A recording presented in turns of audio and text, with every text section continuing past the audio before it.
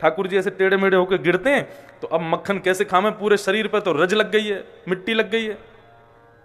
सोई ठाकुर जी कहा करें, बोले मैया को खोजो, मैया कहां है, वो मुंह को साफ करेगी, साफ सुथरा है कि फिर मक्खन खाऊंगा। सोई ठाकुर जी जैसे तैसे 3 व्हीलर के रूप में गिरते पड़ते मैया के पास पहुंच जाएं। जैसे ही मैया के कक्ष में प्रवेश करें तो कहा देखें मैया अपना श्रृंगार कर रही है। और कैसे श्रृंगार कर रही है, एक लाल बिंदी लगा रही है, ये इसको कहते हैं पत्रावली, जो ऐसे ऐसे करके श्रृंगार करते हैं, ठाकुर जी को बहुत प्रिय है। तो एक लाल बिंदी, एक सफेद बिंदी, एक लाल बिंदी, सफेद बिंदी, लाल बिंदी, सफेद बिंदी, ऐसे करके मैया अपना श्रृंगार कर रही है। और हाथ में नवनीत लिए लाल जी उनको देख रहे हैं। मैया कितनी सुंदर लग रही है, अब तो मैं भी ऐसा ही श्रृंगार करूंगा अपनो। मैं कहां ते करूं, मैं कहां ते लाऊं? बोले सफेद बिंदी तो है मेरे पास मक्खन, अब लाल बिंदी कहां से लाऊं? सोई ठाकुर जी दौड़ के गौशाला में जामे, गौ रोचन तिलक किए, एक गैया की गोबर की बिंदी लगा में, दूसरी मक्खन की बिंदी लगा में, फिर गोबर की बिंदी, फिर मक्खन की बिंदी। सूरदास जी कह रहे हैं ऐसी सुंदर छवि तो केवल ब्रजमंडल की है ठाकुर जी की, और कहीं नहीं है। भीष्म पितामह आज कह रहे हैं अपने प्राणों का परित्याग करूं प्रभु उस ब्रज को याद करते हुए जहां पर आप इस प्रकार के रूप में विराजते हैं। ललित गति विलास वल गुहास, और कृत मन कृत, पूरा विश्व आपके अधीन है, लेकिन आप उस ब्रज में क्या करते हो? बोले कृत मनु कृत वत्य उन्मदांध प्रकृति मगन किल यस्य गोपवध्व। ब्रज की गोपी कहती है लाला छाछ पीवेगो? ठाकुर जी के हां पीऊंगो। बोले पहले हमको बंदर की तरह बैठ के दिखा। सो ब्रह्म पर ब्रह्म बंदर बन जाता है, किसके लिए? बोले छछिया भरी छाछ पे नाच नचायो, ताही अहीर की छोहरिया, छछिया भरी छाछ पे नाच नचायो।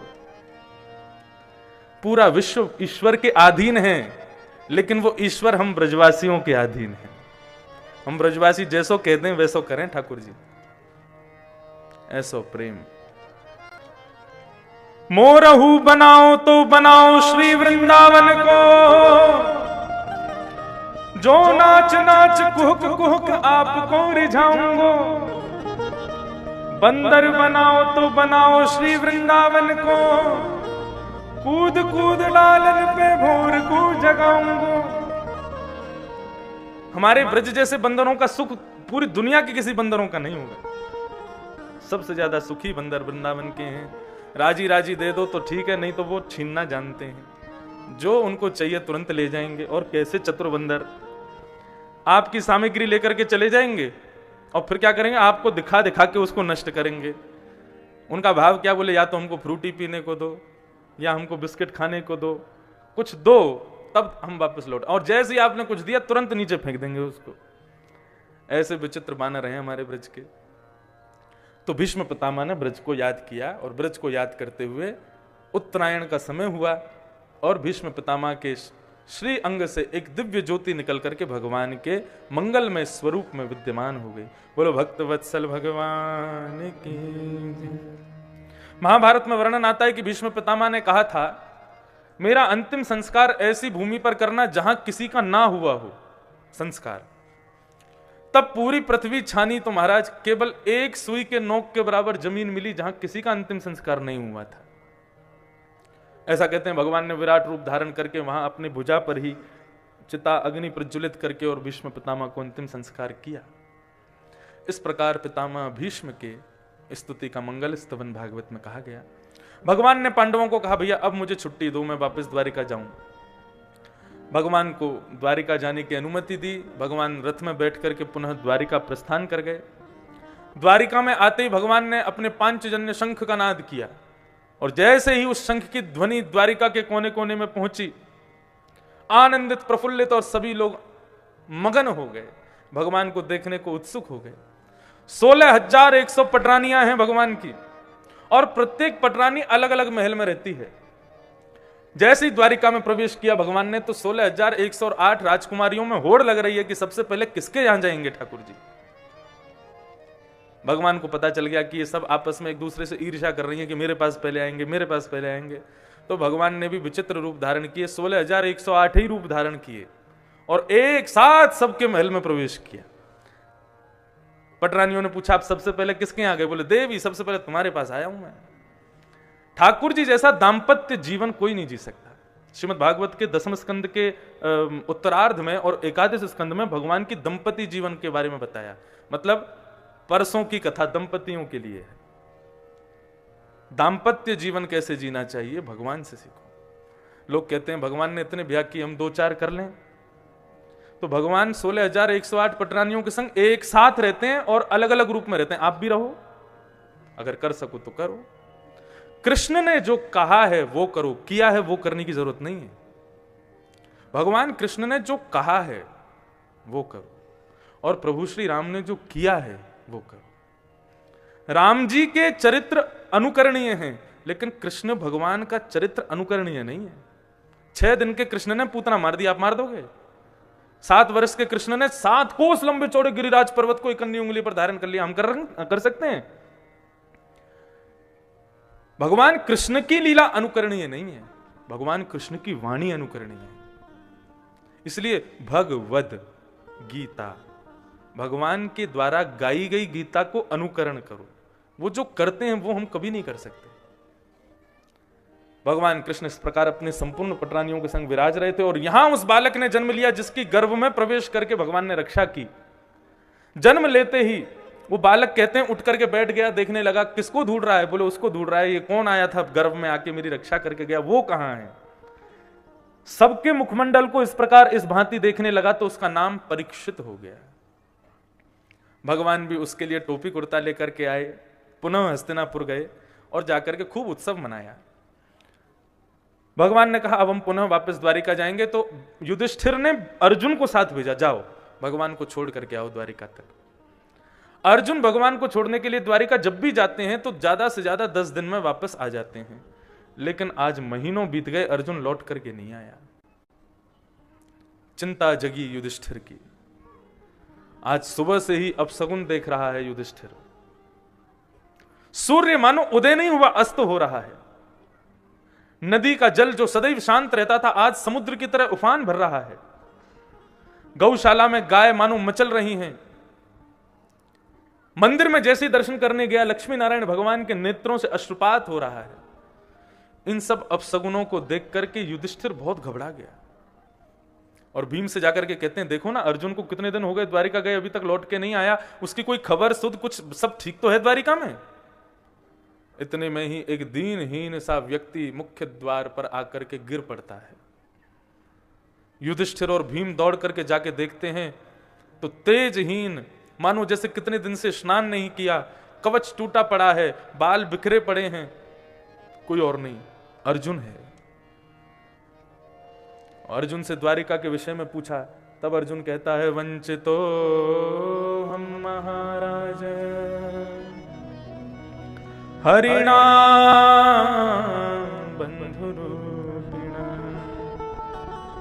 येन मे पहितुम तेजो देव विस्मापनम्। अर्जुन बहुत देर तक तो मानो जैसे सुन रहा हो, कुछ नहीं बोला। अर्जुन तुम द्वारिका गए थे ना, रुक्मणी ठीक है ना, भगवान की समस्त पटरानियां ठीक है ना, देव की वसुदेव सब कुशल है ना, भगवान के पुत्र प्रद्युम्न अनिरुद्ध आदि सब ठीक है ना, द्वारिकाधीश को कोई दिक्कत तो नहीं है ना, सब ठीक है ना? द्वारिकाधीश नाम सुनते ही अर्जुन का पूरा शरीर कंपायमान हो गया, नेत्रों से अश्रुपात होने लगे। युधिष्ठिर की भुजा को पकड़ करके हृदय से लगा के जोर जोर से रुदन करने लगा। अर्जुन कहता है भैया निरंतर हमारे साथ छाया की तरह रहने वाले, महाभारत विशाल युद्ध को इस प्रकार पार करवा दिया जैसे एक मां अपने पुत्र के हाथ को पकड़ करके पार कर देती है, जिनकी वजह से मेरा गांडीव धनुष तीनों लोकों में सबसे ज्यादा प्रचलित था। मैं यदि स्वर्ग जाता था तो इंद्र भी अपना आसन छोड़ देता था। क्यों? बोले कृष्ण का मित्र अर्जुन आया है। ऐसे हमारे प्रिय कृष्ण द्वारिकाधीश हम सबको अकेला छोड़ करके अपनी पूरी लीला संवरण करके अपने धाम को प्रस्थान कर गए। धराधाम की लीला उनकी पूरी हो गई और उनके जाते ही संपूर्ण द्वारिका नगरी, कंचन की स्वर्ण की नगरी द्वारिका समुद्र में डूब गई है। मुझे एक छोटा सा काम दिया था कि मेरी अष्टपटरानी तो मेरे साथ जाएंगी, लेकिन इन 16,100 राजकुमारियों को तुम ले जा करके वृंदावन 16,100 राजकुमारियों को तो उन्होंने वृंदावन भेज दिया, लेकिन अष्टपटरानियों को मेरे साथ भेजा था कि इनको हस्तिनापुर ले जाना, मेरे जाने के बाद द्वारिका नहीं रहेगी। उन 8 पटरानियों को मैं अपने साथ लेकर के आ रहा था। गांडीव धनुष का बहुत अहंकार था मुझको। एक कोल भील के गांव में एक कोल आया, एक भील आया और मुझसे उन 8 को हरण करके ले गया। जिस धनुष का अहंकार था हमेशा मेरे भीतर, वो धनुष भी मेरे किसी काम नहीं आ पाया। आज भगवान की याद आ रही है अर्जुन को। युधिष्ठिर मौन हो गए, भीम मौन हो गए। पर्दे के पीछे खड़ी हुई बुआ कुंती ने जैसे सुना कि द्वारिकाधीश अपनी लीला पूरी करके चले गए, ये वियोगात्मक ये शब्द जैसे ही कर्णरंध्र में प्रवेश किया, कुंती रुक ही नहीं पाई, तत्क्षण प्राणों का परित्याग कर दिया। कृष्ण नहीं रहे तो हम रह के क्या करना। बंधुओं, कभी भी ये बात नहीं कहनी चाहिए कि भगवान कृष्ण, कहना भी पाप है। मृत्यु शब्द भगवान के लिए प्रयोग कभी मत कीजिएगा। भगवान का ना तो कभी जन्म होता है और ना कभी मृत्यु होती है। भगवान अवतार लेते हैं, लीला पूरी करके फिर अवतार को ही समेट करके चले जाते हैं। वे पांच भौतिक शरीर से विमुख चिन्मय स्वरूप धारण करके आते हैं और अपने सशरीर, अपने परिकर को संग लेकर के वैकुंठ चले जाते हैं। उनकी अंत्येष्टि आदि ये सब कभी नहीं बोलना चाहिए, और जो कहे उसको टोक करके मना कर देना चाहिए। कभी मत बोलो ऐसा। भगवान के लिए कभी ऐसा भाव प्रस्तुत मत करना। आज समस्त पांडवों को एक एक उपकार याद आ रहा है भगवान का।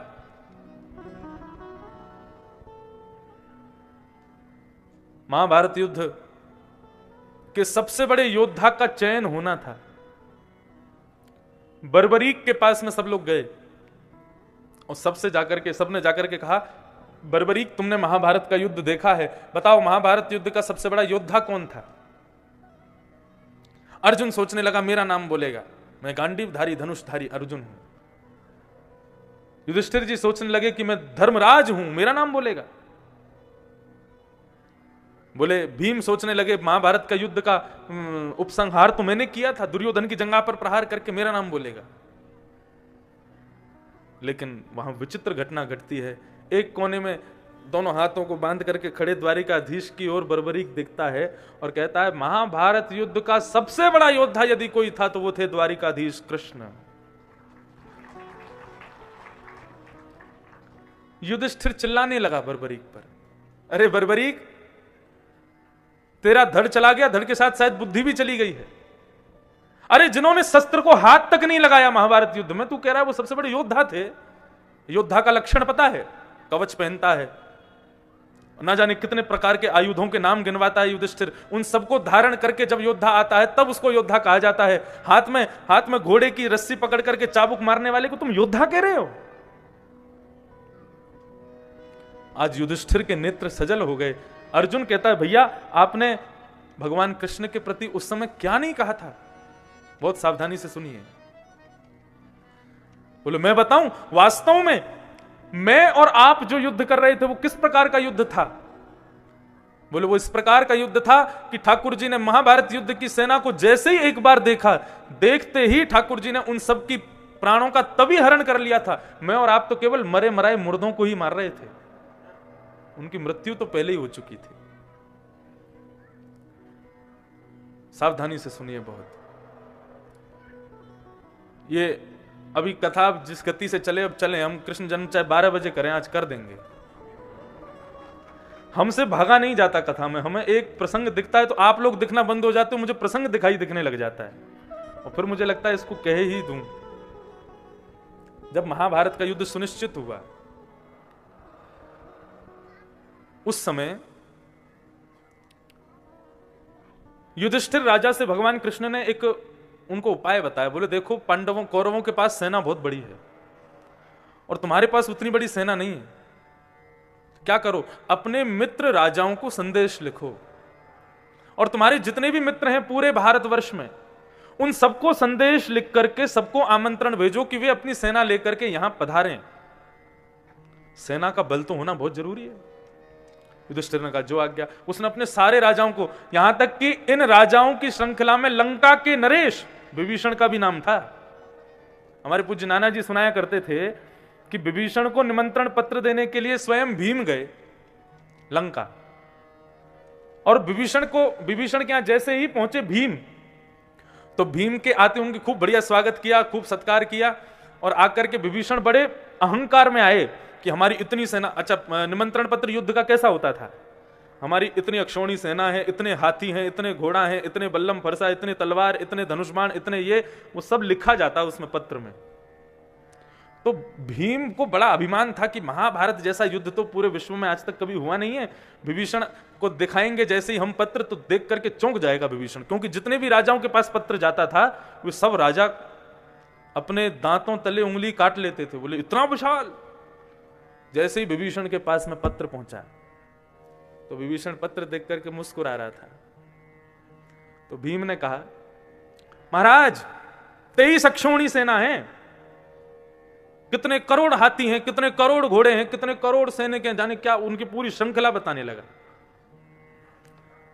कुल मिलाकर के टोटल मिलाएंगे तो इतनी अक्षौणी, मुझे प्रॉपर संख्या याद नहीं, इतनी अक्षौणी सेना है। तब विभीषण जी जोर से हंसते हैं, बोले आप हंस क्यों रहे हो? बोले मैं इसलिए हंस रहा हूं, तुम्हारी महाभारत में कौरव पांडवों की मिलाकर के जितनी सेना है ना, राम रावण युद्ध में उतने केवल ढोल नगाड़े बजाने वाले थे।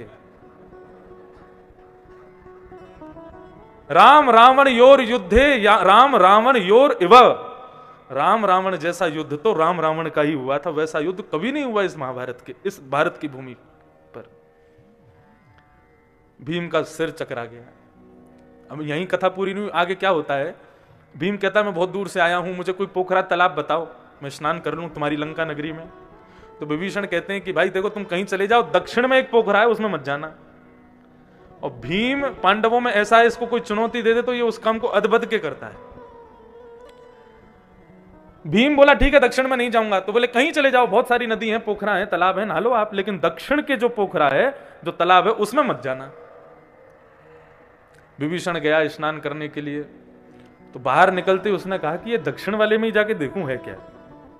अब भीम निकल गया दक्षिण की ओर। विभीषण को पता था ये मानेगा नहीं, ये दक्षिण में ही जाएगा, तो उसने अपने सैनिकों को भेजा थोड़ी दूरी बना करके जाओ, लेकिन इसकी सुरक्षा के लिए पीछे जाओ। और दक्षिण में एक विशाल तालाब उसने देखा। भीम बोला इसमें क्या है बताओ, इसके लिए मना कर रहे थे विभीषण जी।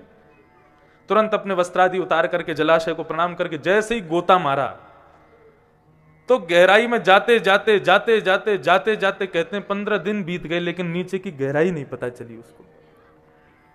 ऐसी स्थिति हो गई, श्वास लेना भारी पड़ गया, अब ना नीचे जा पा रहा है ना ऊपर आ पा रहा है, कोई और छोर दिखाई नहीं दे रहा। तब जाकर के पीछे आ रहे सैनिकों ने गोते लगाए और रस्सी फेंक करके बांध करके भीम को उस नदी से निकाला, उसकी छाती में जोर जोर से हवा करके मुंह से पानी निकाला। जैसे तैसे 2-4 दिन में होश आया तो विभीषण के पास राजमहल में पड़ा था भीम। विभीषण बोले मैंने मना किया था ना दक्षिण में मत जाना, क्यों गए तुम? बोले वो सब ठीक है, ये बताओ ये था क्या जिसमें मैं कूदा था? बोले हमारे बड़े भैया कुंभकर्ण का मुंड है वो। भीम बोला आपके चरण कहां हैं? अरे भाई कहां आ गया हूं मैं, ये कैसी नगरी है? बोले हम बोल रहे हैं ना राम रावण जैसा युद्ध तो राम रावण का ही हुआ है, लेकिन तुम्हारी महाभारत युद्ध में सहायता करने के लिए दक्षिण प्रांत के समस्त राजा आएंगे, तुम चिंता मत करो। तब विभीषण ने पत्र लिखा उडुपी के राजा, एक दक्षिण में स्थान है उडुपी, वहां के राजा को पत्र लिखा कि आप जाइए। सबको पत्र लिखा आप सेना लेकर के जाओ, लेकिन उडुपी के राजा का एक विलक्षण योगदान था महाभारत युद्ध में। उडुपी में भगवान कृष्ण का बहुत सुंदर मंदिर है। तो उडुपी के राजा वो अपनी सेना लेकर के पहुंचे हस्तिनापुर। तो जैसी सेना लेकर के पहुंचे भगवान कृष्ण सबका स्वागत कर रहे थे, आओ आओ आओ विराजो, तुम ये कार्य करना, तुम यहाँ की सेना, तुम यहाँ का भाग संभालना, तुम पूर्व के भाग को संभालना। तुम जैसे उडुपी का राजा आया तो भगवान कृष्ण उससे कहने लगे बताओ तुमको क्या सेवा दी जाए। तो बोले महाराज मैं सोच रहा हूं आपकी इतनी बड़ी सेना सुबह से शाम तक युद्ध करेगी, सूर्यास्त होते युद्ध नहीं होता था, फिर सब भोजन करके आराम करते थे। सूर्यास्त होते ही इतनी विशाल विलक्षण सेना को भोजन कौन कराएगा? मेरी पूरी सेना अस्त्र शस्त्र के बिना आई है, क्या लेके आई है? बोले सब कढ़ाई लेकर के आए, चम्मच लेके आए, चिमटा लेके आए, हम लोग सब क्या करेंगे? भोजन बनाएंगे, सबका भोजन बनाना और शाम को आपकी पूरी सेना को भोजन कराना। भगवान उसके भाव से इतने प्रसन्न हो गए, बोले ये तुमने सोचा ही नहीं कि इतनी भोजन की व्यवस्था कहां से होगी। तो उडुपी के राजा सबका भोजन बनाते थे, शाम को सबको देते थे। रात्रि में भगवान कृष्ण जब सोने जाते थे तो भगवान कृष्ण के कक्ष में उडुपी के राजा एक कटोरा में, चांदी के कटोरा में चने भर के रख देते थे ताकि रात में भूख लगे तो खा लेंगे। भगवान कृष्ण रोज रात्रि में बैठते थे और चिंतन करते थे दूसरे दिन युद्ध में क्या करना है, और चने खाते थे। संपूर्ण महाभारत का युद्ध हुआ, जब अंतिम दिन था तो युद्ध होने के बाद में भगवान सबको कोई ना कोई उपहार दे रहे थे, जितने राजा आए थे। उडुपी के राजा जैसे ही भगवान के सामने आए, भगवान ने उडुपी के राजा की एक विलक्षण बात को आज गौर किया जो इतने दिन से गौर नहीं किया। भगवान बोले, यार तुम एक बात बताओ, रोज सेना में से कम 1000, 2000, 3000 सैनिक मारे जाते थे, तुम्हारा भोजन सामग्री उतनी ही कैसे बन जाती थी जितनी सेना बचती थी? क्योंकि अंतिम पंक्ति जब होती थी उसी समय सारा भोजन पूरा हो जाता था। तुमको कैसे पता रहती थी कि आज कितनी सेना रहेगी, आज कौन मरने वाला है, क्या होने वाला है? तो उडुपी का राजा बोला, बोले प्रभु मैं आपके कक्ष में रोज रात्रि में चने रखता था, उनको गिन के रखता था, और जितने भी मुख्य योद्धा हैं उन सबका विचार करके रखता था। मुझे पता था आज आप रात्रि में क्या करेंगे, कक्ष में जाएंगे और ऊपर की ओर देखेंगे और सोचेंगे कल किसको मारना है, कल भीष्म पितामह को सैया पे लेटाना, कैसे लेटाना है, यहां से यूं अर्जुन जाएगा, यहां से ऐसे होगा। पूरी रूपरेखा आपके ऊपर बनती रहती थी, और जैसे ही भीष्म पितामह को बाण लगे, बाणों की सैया पे लेट गए, आप कहते हैं हाँ हो गया काम, फिर एक चना खा लेते थे। तो आपकी उस गणना से मैं समझ जाता था आज कितने लोग मरने वाले हैं। भगवान के नेत्र सजल हो गए, उसको हृदय से लगाया, बोले हम तुमसे इतने प्रसन्न हैं, जरूर उडुपी में हमारा एक सुंदर मंदिर बनाओ, और उस मंदिर की मूर्ति में मेरा पूर्ण रूपेण आवेश रहेगा। तो आज अर्जुन कह रहे हैं कि प्रभु महाभारत के योद्धा हम नहीं थे, महाभारत के योद्धा तो कृष्ण ही थे, जो केवल अपनी दृष्टि मात्र से, देखने भर से सभी लोगों के प्राणों का हरण कर लेते थे। वो कृष्ण आज हमको छोड़ करके चले गए। अत्यंत दुखित पांडव, तुरंत युधिष्ठिर ने अपने सिर का मुकुट उतार दिया, बोले कि अब मैं इसका अधिकारी नहीं हूं। दूर खेल रहे नन्हे से बालक परीक्षित को बुलाया, जिसको वो अबोध बालक कुछ नहीं जानता, उसको उठा करके राज सिंहासन पर बिठा दिया और उसके मस्तिष्क पर अपना राज मुकुट विराजमान कर दिया। ब्राह्मणों को आज्ञा की, हे भूदेवों, ये राज शासन आपकी ही कृपा से चलता आया है, इस बालक को सद्मार्ग बताइएगा और जैसे जैसे बड़ा हो इसको राज शासन करना सिखाइएगा। हम लोग अब इस पृथ्वी पर नहीं रहेंगे, जिनके अनंत उपकारों से आज हम जी रहे हैं, उनकी अनुपस्थिति में हम इस राज महल में रहेंगे? ऐसा नहीं कर सकते। 5 पांडवों ने वर्कल वेश धारण कर लिए, बन के वेश धारण करके द्रौपदी को साथ लेकर के 5 पांडव स्वर्गारोहण को प्रस्थान कर गए। स्वर्गारोहण को प्रस्थान, ऐसे 5 पांडवों को हम प्रणाम करते हैं, जिनकी पग पग पर भगवान ने रक्षा की है। पांडवों के बाद अब राजा हस्तिनापुर के हैं परीक्षित। परीक्षित धीरे धीरे बड़े होने लगे, धीरे धीरे बड़े हुए तो उनको राज शासन सिखा दिया गया। परीक्षित के राज शासन में प्रजा पांडवों से ज्यादा सुखी थी। इतना सुंदर एक राजा मिला था पूरे भारत को परीक्षित। आज भ्रमण करते हुए जा रहे थे परीक्षित, मेरे राज्य में कोई दुखी तो नहीं है। तभी उन्होंने एक आश्चर्य देखा, एक काला व्यक्ति वो बैल के, वृषभ के 3 पैरों को काट चुका है, 4थे पैर को काट रहा है। एक गैया उसके सामने खड़े होकर रुदन कर रही है। गौवध देखते हुए राजा को देखा नहीं गया। तुरंत अपनी तलवार निकाल करके दौड़ करके उस काले व्यक्ति को मारने के लिए गए तो वो दूर जाकर के छुप गया। उसी समय परीक्षित उस वृषभ बैल से पूछते हैं, महाराज आप कौन हैं और आपके 3 पैरों को काटा किसने काटा? ये काला व्यक्ति कौन है और ये 4था पैर क्यों काट रहा है? ये गऊ कौन है? मुझे पूरा संदर्भ बताइए, ये आश्चर्य स्वप्न जैसा दृश्य मुझे क्यों दिख रहा है? तब वो बैल कहता है, राजन मैं धर्म हूं, मेरे 4 पैर हैं, सत्य, दान, दया और पवित्रता। ये धर्म के 4 चरण हैं। जो इन चारों का पालन करते हैं मतलब उनके भीतर धर्म है। सत्य, दान, दया और पवित्रता। सतयुग जाते ही धर्म का एक चरण कट जाता है। कौन सा? दया। दया रूपी चरण कट जाता है। त्रेता आते ही एक चरण और कट जाता है, दान। और द्वापर आते ही एक चरण और कट जाता है, शौच, पवित्रता। कलयुग में केवल एक ही पैर है, क्या? सत्य। लेकिन आज भी यदि आप सोचो, सवेरे उठने से लेकर रात्रि सोने तक आप स्वयं से पूछिए कितनी बार झूठ बोलते हैं, कितनों से झूठ बोलते हैं। संपूर्ण दिन भी हमारा सत्यता में तो नहीं जाता। कल बंधुओं एकादशी थी, आप में से कितने लोग एकादशी करते हो, व्रत करते हो?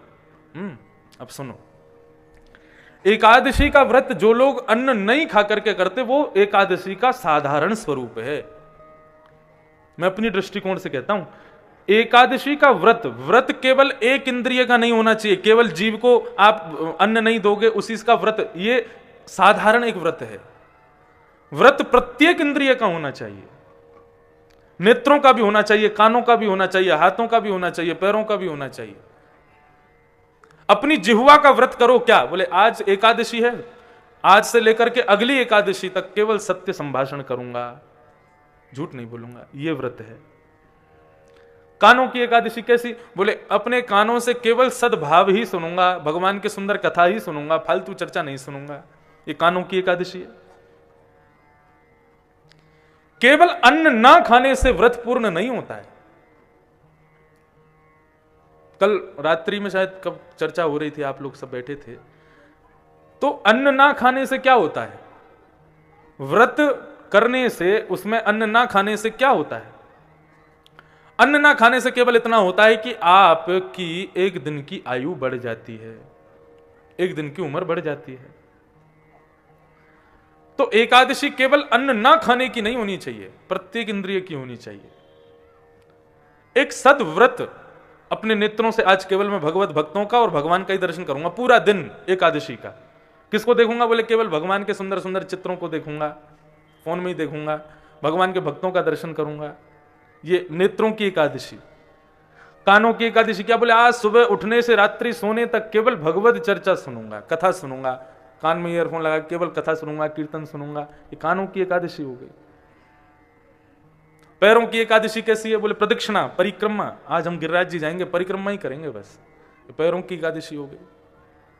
हमने तो दंडवती परिक्रमा लगाई गिरिराज जी की, लेट लेट करके जो लगती हो, पता है कितने दिन में पूरी हुई? साधारण कम से कम समय लगता है 14 दिन, 14 दिन में पूरी हो जाती है। उसमें भी यह है कि 4 घंटा सुबह लगाओ, 4 घंटा शाम को, बीच में आराम करो भोजन करके। ऐसी परिक्रमा हमारी दंडौती गिरिराज जी की पूरी हुई 6 महीने में। हमने 6 महीना में लगाई। एक बाबा हैं गिरिराज जी में, वो एक दिन में 3 पैदल परिक्रमा लगाते हैं, 3। वो मुझको जब मैं दंडौती दे रहा था तो मुझको 2 बार मिलते थे। हमारी 6 महीने में कैसे हुई ये सुनो। 10 दिन हमने लगाई, 10 दिन लगा के फिर कहीं कथा करने चले गए और कथा करे आए, यहां से वहां से वहां, विदेश घूम आए, घर में शादी ब्याह सब कर लिए। फिर उसके बाद में समय मिला 10-12 दिन का और खाली, तो फिर से शुरू कर दी। तो जब मैं फिर से शुरू करने के लिए गया तो वो बाबा जो परिक्रमा 3 लगाते हैं, उनको बीच परिक्रमा में मिला, उनको 6 महीने भी मैं वहीं मिला था। तो जब मैं उनको वहां मिला तो उनको लगा इन्होंने दूसरी परिक्रमा शुरू कर दी है। तो वो मेरे पांव पकड़े, बोले महाराज आपकी तपस्या मान गए। मैंने क्या क्या हो गया बाबा? बोले 6 महीना में दूसरी दंडौती। मैं दूसरी नहीं, अभी वही चल रही है ये। मैंने क्यों? बोले अभी तक पूरी नहीं हुई। मैंने कि बीच में छोड़ के चला गया था, मैं कथा आदि कर कर आके आया, घूम घाम के अब दोबारा शुरू कर रहा हूं। तो हमसे बोले भैया इतना तो कोई नहीं करता, 10 दिन 14 दिन में सबकी हो जाती है, तुम्हारी 6 महीने से अटकी है।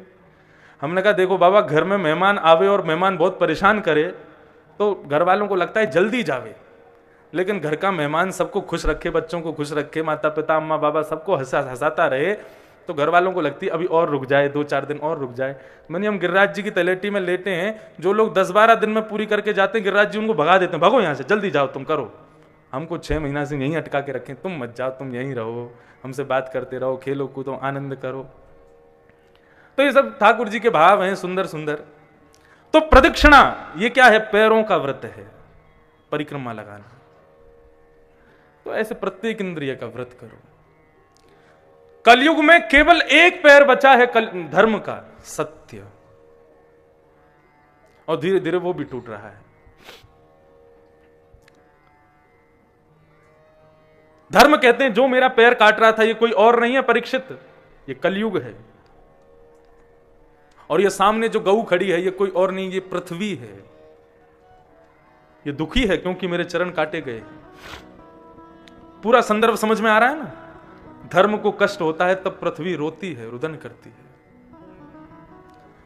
कलयुग को देख करके राजा परीक्षित ने तलवार निकाली, बोले कि तुम कौन हो? बोले मैं कलयुग हूं, मेरे राज्य में क्यों आए हो? निकल जाओ यहां से। बोले महाराज मैं नहीं जा सकता। जिस दिन कृष्ण योगेश्वर कृष्ण लीला पूरी करके गए, मैं उसी दिन से मैं एक्टिव हो गया हूं, आ गया हूं, अब नहीं जा सकता मैं। सतयुग के बाद त्रेता आता है, त्रेता के बाद द्वापर, और द्वापर के जाते ही मेरा आगमन हो गया है। राजा परीक्षित ने कहा कि मैं तुझे रुकने नहीं दूंगा। तब कलयुग ने कहा ठीक है, तो आप एक काम कीजिए, मुझे कुछ स्थान दे दीजिए, मैं वहीं रहूंगा, उसके अलावा कहीं नहीं जाऊंगा। मैं इस बात पर इतना विशेष ध्यान दिलाता हूं श्रोताओं का कि आश्चर्य की बात है, कलयुग केवल पूरी सृष्टि में केवल 5 स्थानों पर है, लेकिन फिर भी मानव पाप कर रहा है। इन 5 के अलावा जितने भी स्थान हैं, सारे स्थान या तो सतयुग है या त्रेता है या द्वापर है, लेकिन ये 5 स्थान जहां हैं वहां कलयुग है। आपको क्या लगता है अभी जिस पंडाल में आप लोग बैठे हो यहां पर क्या कलयुग है? कलयुग होता तो आप कथा नहीं सुन रहे होते। और वास्तव में अभी यहां इतने लोगों में जिसकी रुचि अभी भी कथा में नहीं हो रही, तो वो समझ ले कि उसके ऊपर कलयुग है, लेकिन बाकी के लोग कलयुग में नहीं है। कलयुग के केवल 5 स्थान हैं, लिख लीजिएगा कहां रहता है कलयुग। द्यूतम पानम स्त्रियः सूना यत्रा धर्मश्चतुर्विधम् पुनश्चयाचमानाय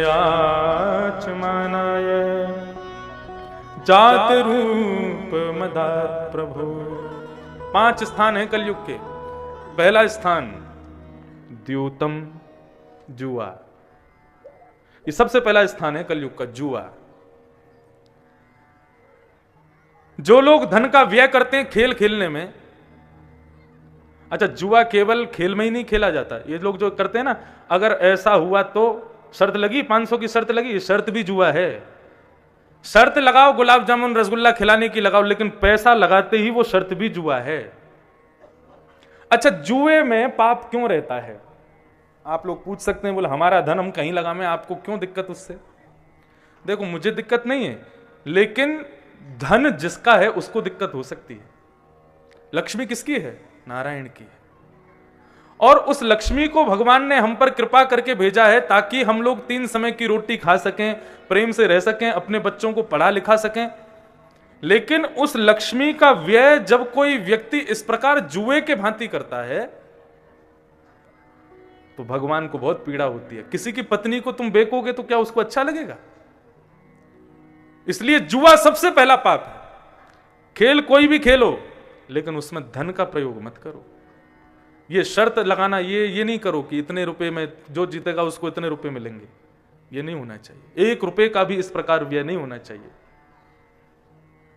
मैं तो अपनी कथा में कहता हूं कि अपनी कला को, अपने सुंदर गुणों को आप यदि संसार को रिझाने के लिए प्रस्तुत करते हो, ठीक है, आपका घर उसी से चलता है, जीवन यापन उसी से होता है, हमारा कंठ, हमारी वाणी ही हमारा घर चलाती है।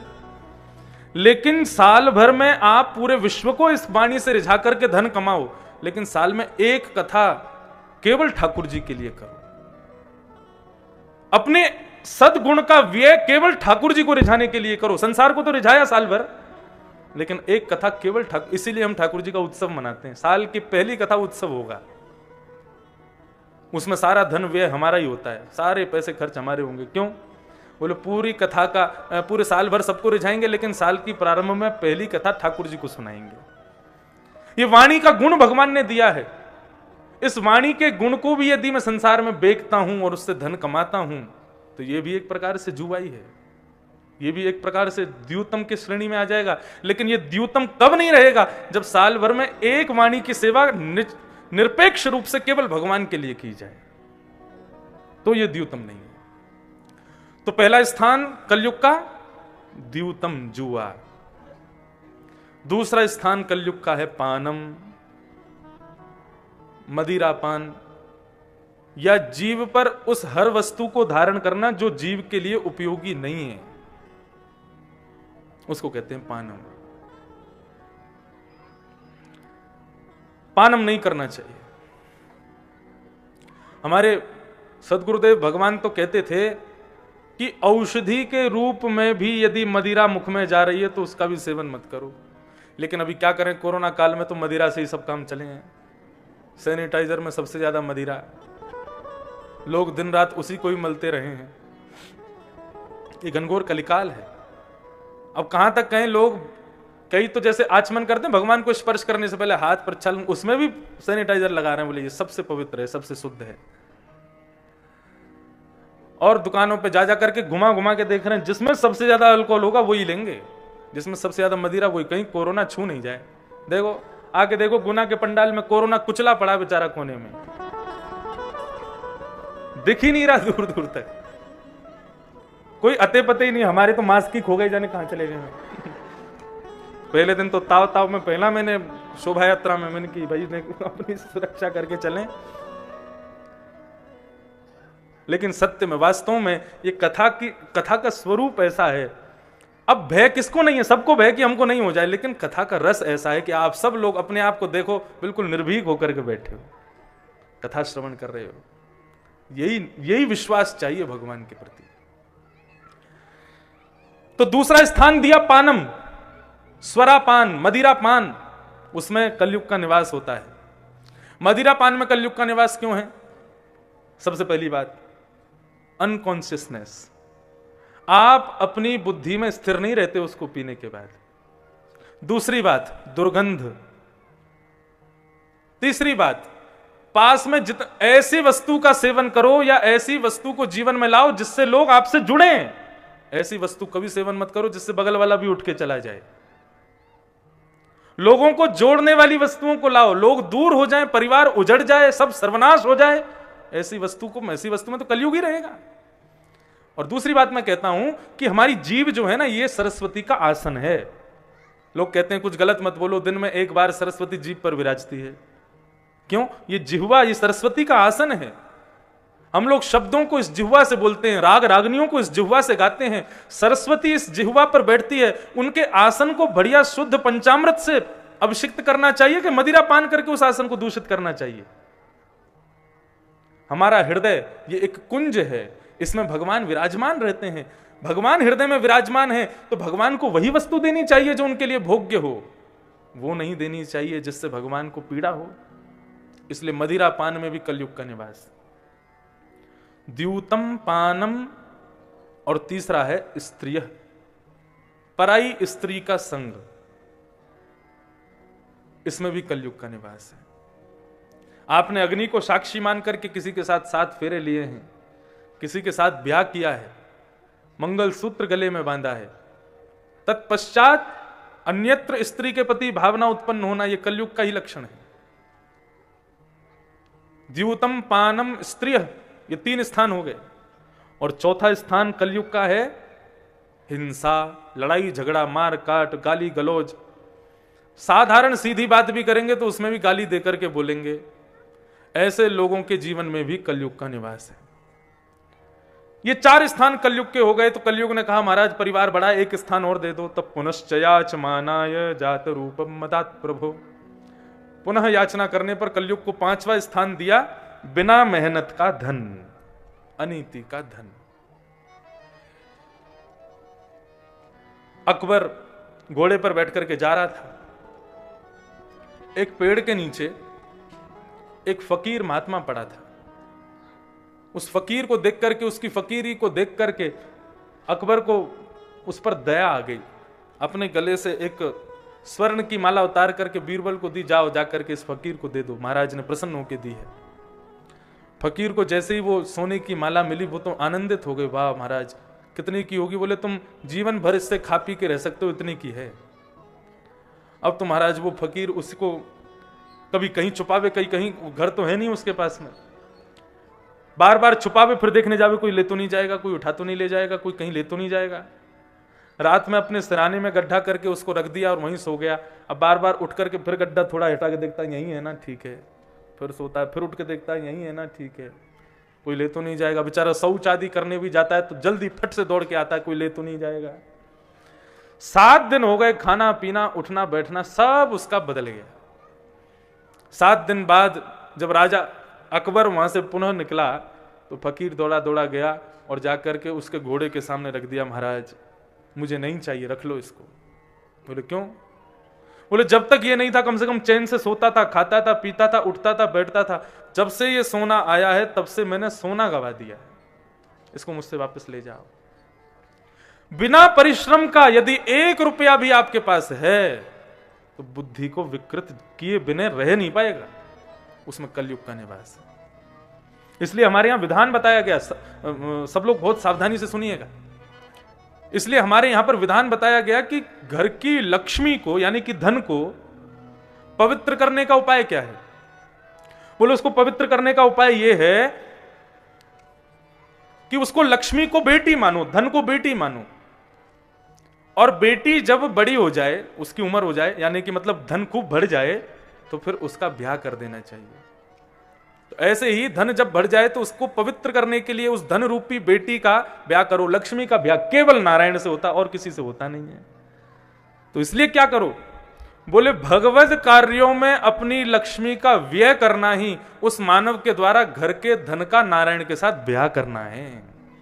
अब सामर सिंघा परिवार जो यहां है, इन्होंने खूब व्यय किया धन का इस कथा को कराने में। सब व्यय तो होता ही है, भोजन भंडारे का व्यय होता है, इतने बड़े पंडाल का व्यय होता है, हमारे पूरे परिकर के सब ब्राह्मण आदि सब वृंदावन से आए आने जाने का व्यय होता है, सबको दक्षिणा देंगे उसका व्यय होता है।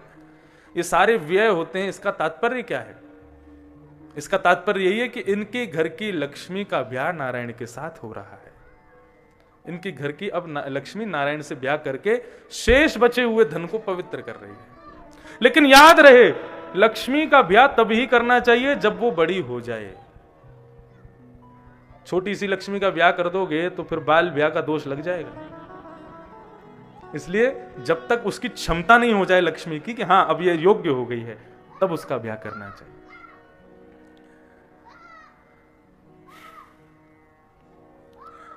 तो ये 5 स्थान प्रदान किए। बंधुओं, आपसे निवेदन, भूल करके भी इन 5 स्थानों पर मत जाओ।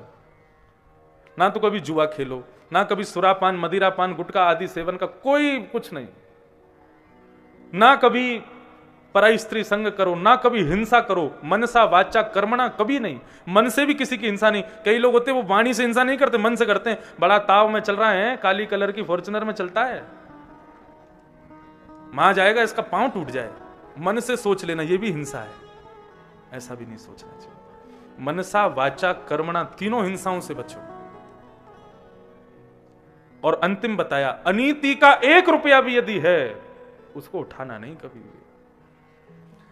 नीति की रूखी रोटी अच्छी है, अनीति का जल भी नहीं पीना है। हमारे पूज्य गुरुदेव कहते हैं कि यदि किसी घर में आप जाओ, वैसे तो मैं कहीं पधरामनी वगैरह ये कहीं नहीं जाता मैं, और जब से लाल जी हमारी सेवा में तब से तो बिल्कुल ही नहीं जाता। और उनकी सेवा करना, उनका प्रसाद पाना, और किसी की बहुत इच्छा होती है, कोई बहुत प्रेमी जन परिजन है तो उनके यहाँ जाकर के बस थोड़े 2 काजू खा के आ जाते हैं। लेकिन हमारे गुरुदेव उसमें भी कहते हैं कि किसी के यहां बैठ करके जल भी पिया है ना तो वो जल कब पचेगा? बोले 2 मिनट संकीर्तन कर लो वहां बैठ के, 2 मिनट अपनी वाणी का व्यय करो, वाणी से थोड़ी सी मेहनत करो तो वो पानी पचेगा, नहीं तो वो भी नहीं पचा पाओगे। ऐसे बड़े नियम बताए गए महाराज धन को व्यय करने के। घर में आज तक जो क्रिया नहीं हुई, यदि वो होनी शुरू हो जाए तो समझ लेना कलयुग आ गया है, और उसके निवारण के लिए प्रयास करना शुरू कर दो।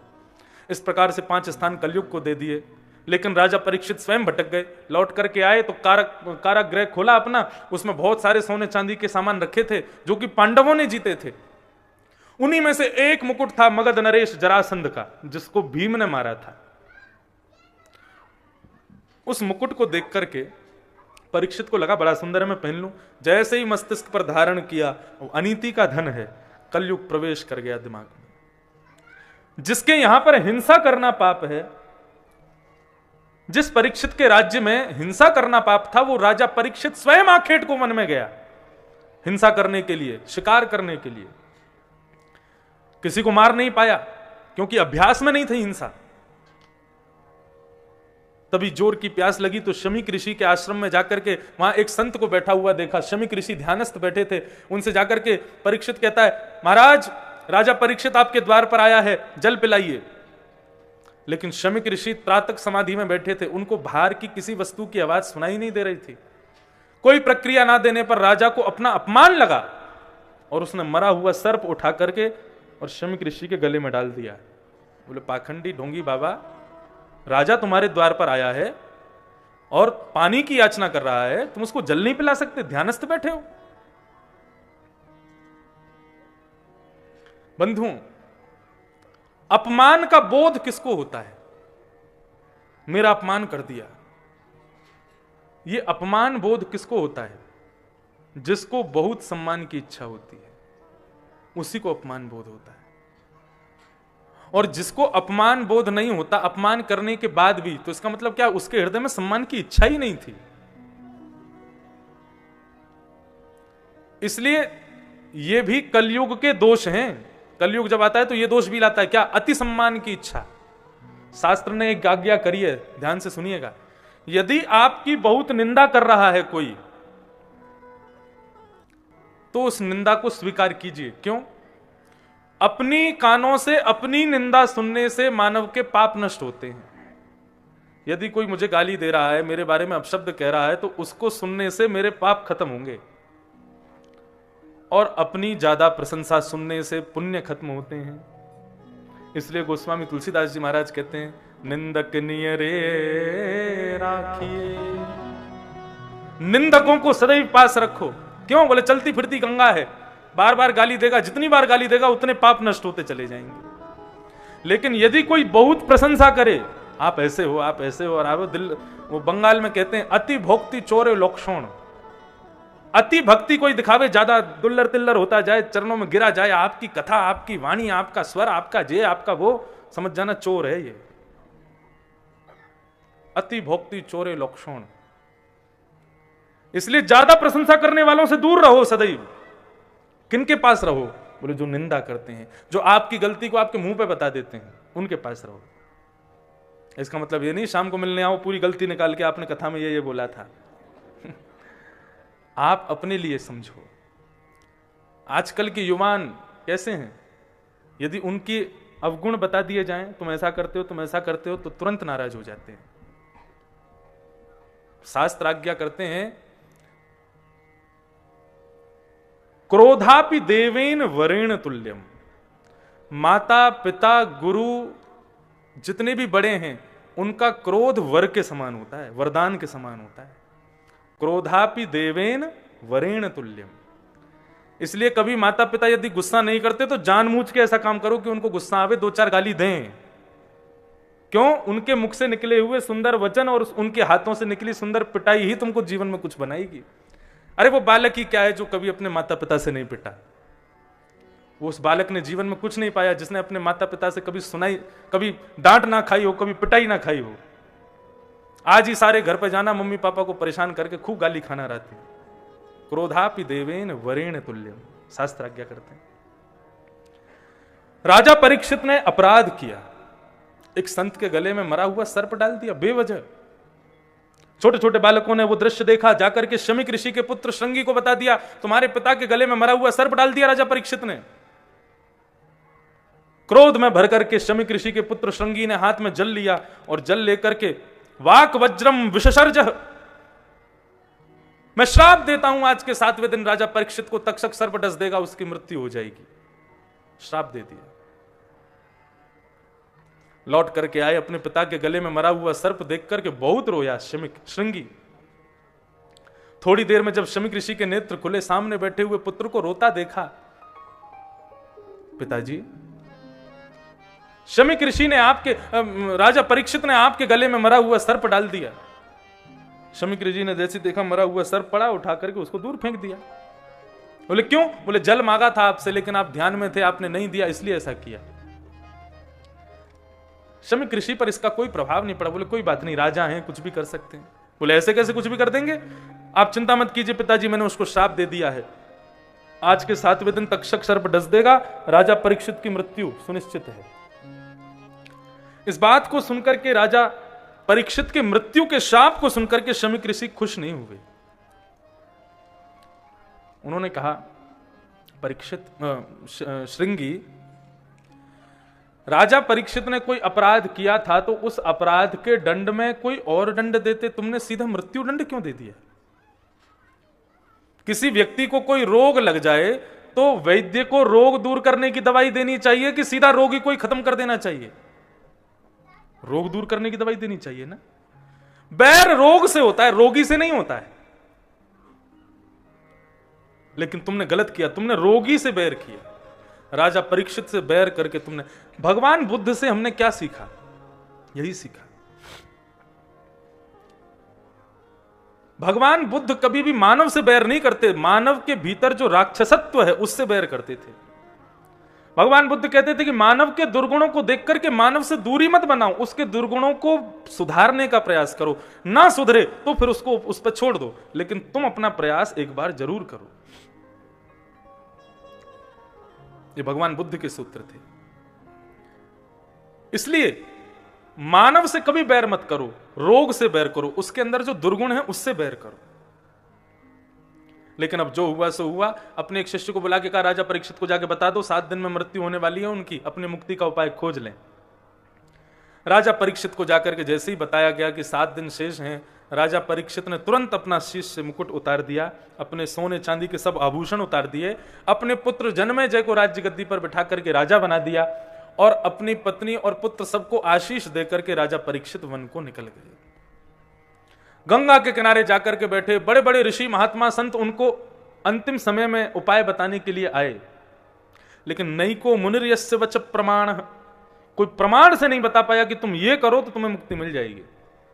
और तभी वहां पर आगमन हुआ व्यास नंदन श्री व्यास जी के पुत्र श्री सुखदेव जी महाराज का। सब लोग स्वागत करो श्री सुखदेव जी का। कि तत्रा भवद भगवान व्यास पुत्रो यदिच्छया गामट मानो नपेक्ष अलक्षलिंगो निज लाभतुष्ठो व्रतश्च बालैरवधूत भेष। एक अवधूत भेष में। कितनी उम्र है सुखदेव जी की? त्वम द्वष्ट वर्ष, 2 बार 8 यानी कि 16 हैं तो 16 वर्ष के, लेकिन फिर भी 16 वर्ष के नहीं 8 वर्ष के ही दिख रहे हैं, इसलिए तुम द्वष्ट वर्ष कहा गया। 16 वर्ष के श्री सुखदेव जी केवल एक कॉपीन पहनी है, घुंघराले केश हैं, तोते जैसी लंबी उनकी मुखमंडल की कांति है, इसलिए उनको सुख कहा जाता है, सुखदेव। सुखदेव जी आए और आकर के सीधा व्यास मंच पर, व्यासपीठ पर आकर के बैठ गए। राजा परीक्षित ने उनके चरणों में प्रणाम करते हुए स्तुति की, स्तवन किया। महाराज, आप जैसे संतों का स्मरण करने मात्र से मानव पवित्र हो जाता है, आपका दर्शन हो जाए, चरण छूने को मिल जाए तो कहना ही क्या है, सौभाग्य है मेरा। प्रभु, मेरे जीवन के 7 दिन शेष हैं, मैं अपनी मुक्ति के लिए क्या करूं, मुझे बताइए। और यहां हम श्री सुखदेव जी को प्रणाम करते हुए फिर द्वितीय स्कंद में प्रवेश करेंगे। बड़े भाव से। सुखदेव गुरु हैं हमारे, इस व्यास परंपरा के सबसे श्रेष्ठ अधिकारी हैं, इसलिए उनको 2 मिनट अपने एक भाव से मैं प्रणाम करूं। आप लोग भी मेरे साथ प्रणाम करो, फिर जल्दी जल्दी आगे की कथाओं में प्रवेश करेंगे। चाहे हार हो चाहे जीत हो, गुरु चरण में मेरी प्रीत हो। चाहे हार हो चाहे जीत हो, गुरु चरण में मेरी प्रीत हो। चाहे हार हो चाहे जीत हो, गुरु चरण में मेरी प्रीत हो। चाहे हार हो चाहे जीत हो, गुरु चरण में मेरी प्रीत हो। गुरु चरण में मेरी प्रीत हो। गुरु चरण में मेरी प्रीत हो। सागर भी तू साहिल भी तू, सागर भी तू साहिल भी तू, सागर भी तू साहिल भी तू, सागर भी तू साहिल भी तू। मझधार और माझी भी तू, मझधार और माझी भी तू। तुम मद भरा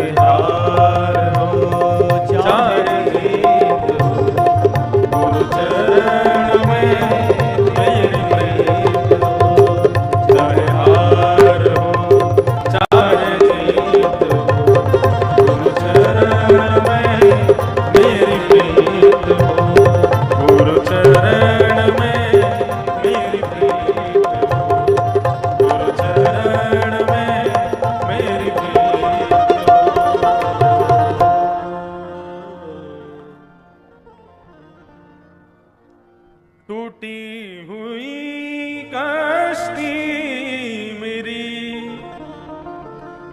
तेरे भरोसे है पड़ी, गुरुवर मेरे मन मीत हो, गुरु चरण में मेरी प्रीत हो। चाहे हार हो चाहे जीत हो, गुरु चरण में मेरी प्रीत हो। बंधुओं, सबसे बड़े गुरु कौन है? गुरु का अर्थ क्या है? गुकारस्तु अंधकारस्यात् रुकारस्तु निरोधकः। गुरु शब्द में गु शब्द का अर्थ है अंधकार और रू शब्द का अर्थ है उसको दूर करने वाला। गुरु संपूर्ण विश्व के अंधकार को दूर करने वाले तो केवल कृष्णम वंदे जगद गुरुम। सबसे बड़े गुरु तो श्री कृष्ण है। ऐसे गुरु को हम प्रणाम करते हैं और यहां से द्वितीय स्कंद प्रारंभ होता है।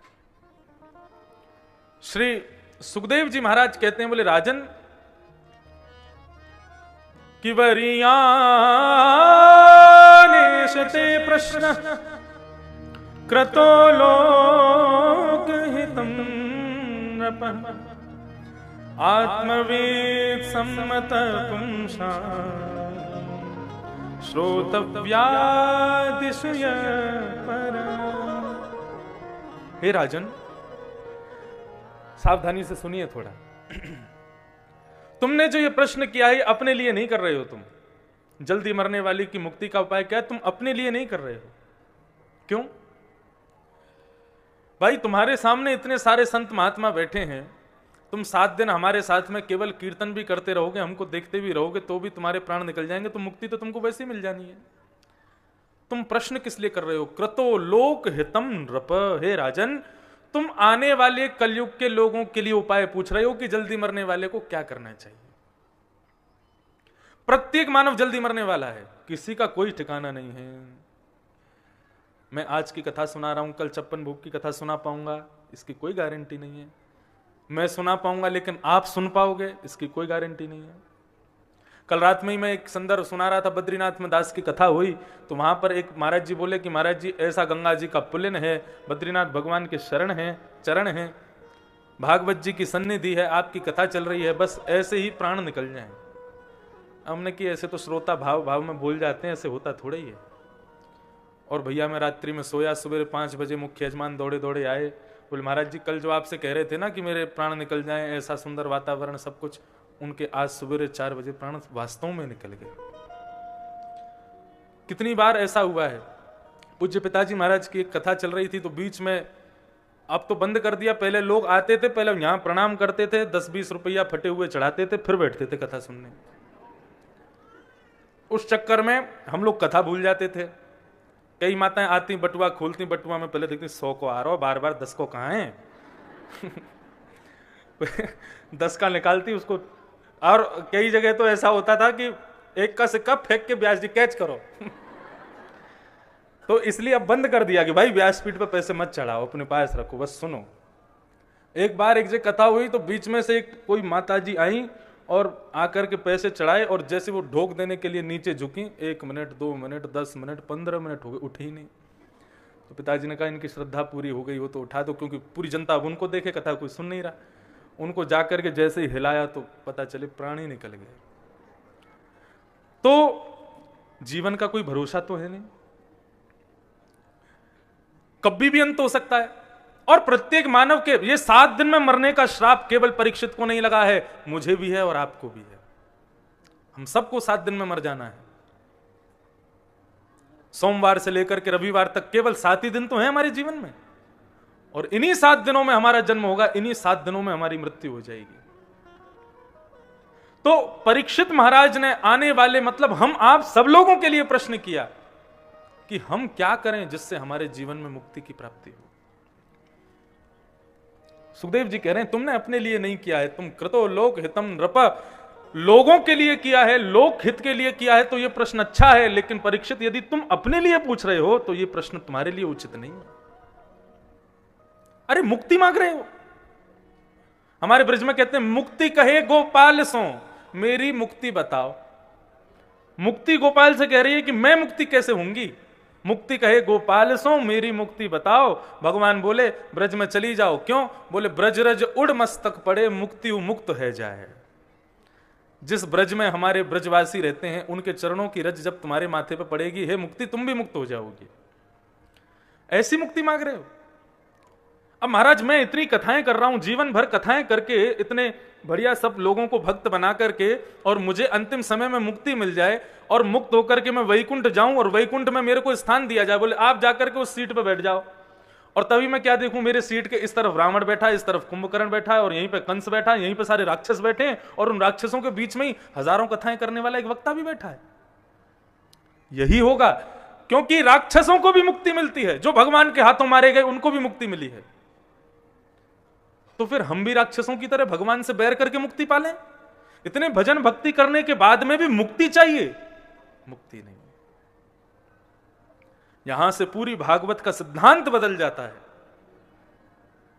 श्रीमद् भागवत की कथा मुक्ति प्राप्ति के लिए नहीं है। अरे मुक्ति के लिए तो बहुत साधारण उपाय, क्या? योगिनाम नृप निर्णीतम हरेर नामानुकीर्तनम। भगवान का नाम कीर्तन किया जाए अंतिम समय तक तो भी मुक्ति मिल जाएगी। लेकिन भागवत की कथा मुक्ति के लिए नहीं है, भक्ति के लिए है। हमें भक्ति मिले। मुक्ति का मतलब है कि भगवान किसी वैष्णव की श्रेष्ठता पुण्यों को देख करके उसको वैकुंठ बुला लें, वो मुक्ति है। लेकिन भक्ति क्या है? किसी भक्त की सुंदर भाव से विभोर होकर के, आनंदित होकर के वैकुंठनाथ भगवान वैकुंठ छोड़ के पृथ्वी पर आ जाएं, वो भक्ति है। हम मुक्ति के लिए नहीं, भक्ति के लिए कथा सुन रहे हैं, और हम भक्ति के लिए कथा कह रहे हैं।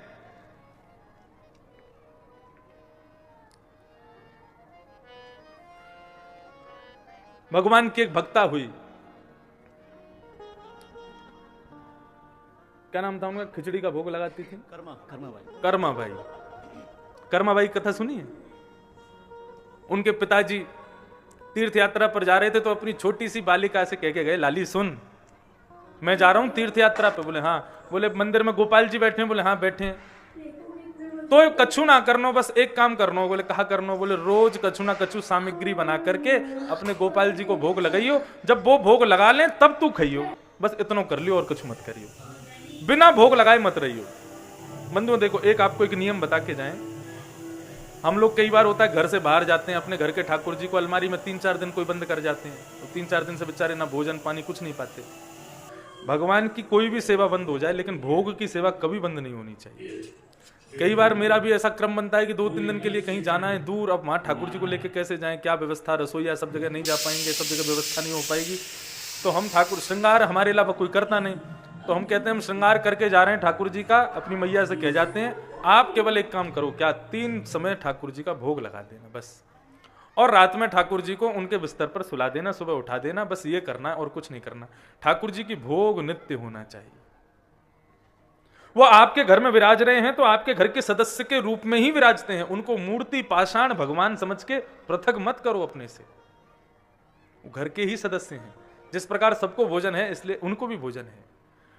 तो कर्माबाई से कह गए कि लाली रोज भोग लगा के और फिर पइयो। बोले ठीक। अब सीधी साधी कर्माबाई सवेरे सवेरे उठी बिना नहाए धोए, और उसने अग्नि चेता के चूल्हा पर और उस पर कढ़ाई रख के और खिचड़ी बना रही है, और खिचड़ी बनाती जा रही है, दांतुन करती जा रही है, और दांतुन करते करते सोच रही है खिचड़ी कहीं लग नहीं जाए, तो दांतुन के पीछे के भाग से उसको चला देती है, और फिर दांतुन कर रही है। ठाकुर जी के लिए बढ़िया सुंदर पात्र में खिचड़ी सजा करके, और लड्डू गोपाल बैठे थे, उनके सामने जाकर के पधरा दिया, और पिता को देखती थी तुलसी रखनी है, फिर घंटी बजानी है, आदि आदि करके अब खड़ी हो गई, खाओ देख लो इसमें नमक ज्यादा तो नहीं है, सब ठीक है ना। और ठाकुर जी की ओर देख रही, खाओ, खा क्यों नहीं रहे आप? लड्डू गोपाल ऐसे ही बैठे हैं, मूर्ति। अच्छा मैं चली जाऊं फिर खा लोगे आप? मेरे सामने शर्माए रहे हो? ठीक है मैं चली जा रही हूं। चली गई, अपना आदि आदि काम कर करा के थोड़ी देर में लौट के आई, खाया कि नहीं खाया, आके देखी तो अभी भी खिचड़ी वैसी रखी है। भगवान से पूरे दिन हो गए उसको प्रार्थना करते हुए, प्रभु भोग लगाओ ना, प्रभु खाओ ना। दोपहर का समय हो गया, कर्माबाई ने कहा था पिताजी कह के गए जब तक ठाकुर जी भोग नहीं लगावे तब तक मत पाना। ठाकुर जी को पकड़ करके कहती है इतने गोल मटोल होते जा रहे हो, यदि नहीं खाओगे तो तुम्हारे गाल पिचक जाएंगे, पतले हो जाओगे, और तुम पतले हो जाओगे तो बुरे लगोगे, तो फिर मैं पिताजी से कह के दूसरे गोपाल जी मंगवा लूंगी। ऐसी सरल भावना, ऐसी निष्काम भक्ति उसकी, इतनी प्रेम से ठाकुर जी से मनोविनोद कर रही है, ठाकुर जी खुद को रोक पाए? नहीं रोक पाए। तुरंत जगन्नाथ भगवान प्रकट हो गए और प्रकट होकर के कर्माबाई की खिचड़ी खाने लगे, उसके हाथ से पाने लगे। थाली भर के लाई खींचड़ो, ऊपर घी की बाट की, जीमो मारो शाम घड़ी, जमावे बेटी जाट की। थाली भर के लाई खींचड़ो, ऊपर घी की बाट की, जीमो मारो शाम घड़ी, जमावे बेटी जाट की। आप सब पुनावासी तैयार रहो, आज तो कृष्ण जन्म 12 बजे ही होगा। आज ना है, रो जल्दी भाव से गाओ। थाली भर के लाई खींचड़ो, ऊपर घी की बाट की, जीमो मारो शाम घड़ी, जमावे बेटी जाट की।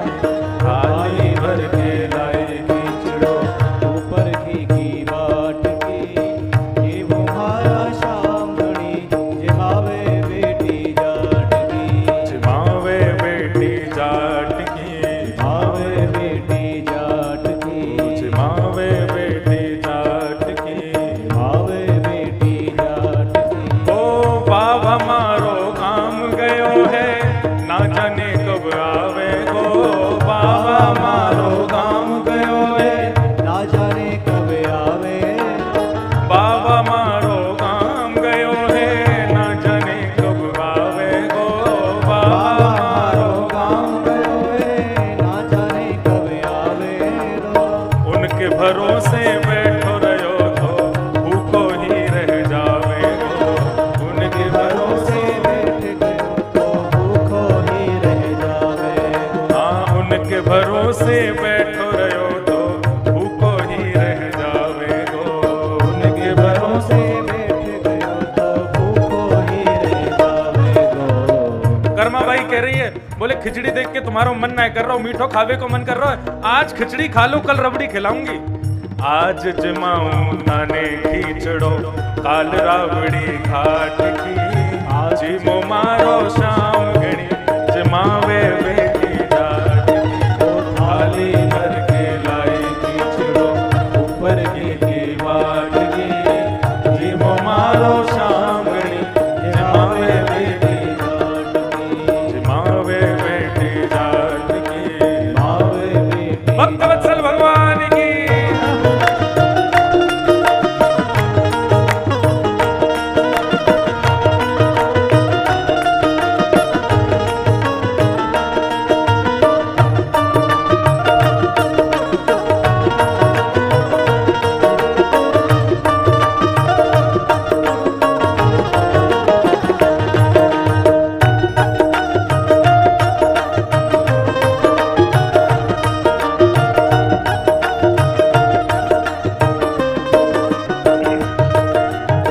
भक्ति हो तो कर्मा जैसी, सांवरियों घर आवे गो। भक्ति हो तो, कर्मा जैसी सावरियों घर आवे गो। भक्ति हो तो कर्मा जैसी, सांवरियों घर आवे गो। भक्ति हो तो कर्मा, जैसी सावरियों घर आवे गो। भक्ति भाव से पूर्ण होके हर्ष हर्ष गुण गावे गो। भक्ति भाव से पूर्ण है हर्ष हर्ष गुण गावे गो। हाँ भक्ति भाव से पूर्ण है हर्ष हर्ष गुण गावे गो। भक्ति भाव से पूर्ण है हर्ष हर्ष गावे गो। साचो प्रेम प्रभु से हो तो, साचो प्रेम प्रभु से हो तो, साचो प्रेम प्रभु से हो तो, साचो प्रेम प्रभु से हो तो मूरत बोले काट की, जिमो मारो शाम घड़ी, जमावे बेटी जाट की। तो जीवो मारो शाम घड़ी, जमावे बेटी जाट की। थाली भर के लाई खींचड़ो, ऊपर घी की बाट की, जिमो मारो शाम घड़ी, जमावे बेटी जाट की। थाली भर के लाई खींचड़ो, ऊपर घी की बाट की, जीव मारा शाम घड़ी, जमावे बेटी जाट की। थाली भर के लाई खींचड़ो, ऊपर श्याम गणी जिमावे बेटी जाट की। जीव मारो श्याम गणी जिमावे बेटी जाट की। ओ जीव मारो श्याम गणी जिमावे बेटी जाट की। ओ जीव मारो श्याम गणी जिमावे बेटी जाट की। बोलो भक्त वत्सल भगवान की। भक्ति हो तो कर्मा जैसी सांवरियो घर आवेगो। भक्ति भाव से पूर्ण होके हर्ष हर्ष गुण गावेगो। भगवान को भक्ति भाव अति प्रिय है। भाव के वश में है भगवान, भाव नहीं तो सब साधन झूठो। भाव नहीं तो सब साधन झूठो। बिरथा सकल निधान, भाव के वश में है भगवान।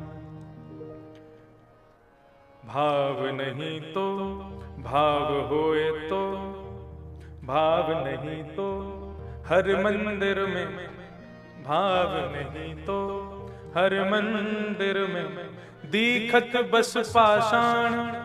और भाव होए तो जित देखूं तित दीखत सुंदर श्याम। भाव के वश में है भगवान। भाव नहीं तो हर मंदिर में दीखत बस पाषाण, पत्थर ही दिखेगा। और भाव होए तो जित देखूं उतित दीखत सुंदर श्याम। परीक्षित जी महाराज को श्री सुखदेव जी कह रहे हैं कि तुम मुक्ति मांग रहे हो भक्ति को छोड़ के। अरे वही मुक्ति मांग रहे हो जो मुक्ति रावण कंस आदि राक्षसों को भी मिली है। क्या केवल उस मुक्ति की प्राप्ति के लिए भगवान ने तुम्हारी मां के गर्भ में आकर के तुम्हारी रक्षा की थी?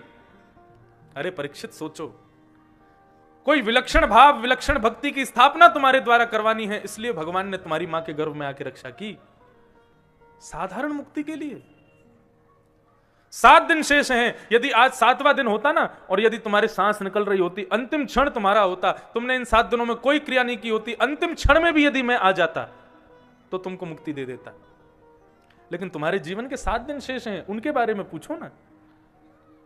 तब परीक्षित महाराज के हृदय से मुक्ति की इच्छा खत्म हुई। तब उन्होंने कहा, समीचीनम बचो भगवन सर्वज्ञस्वत्वान घ तमो विशीर्यते मह्यम हरे कथयतः कथा। अब मुझे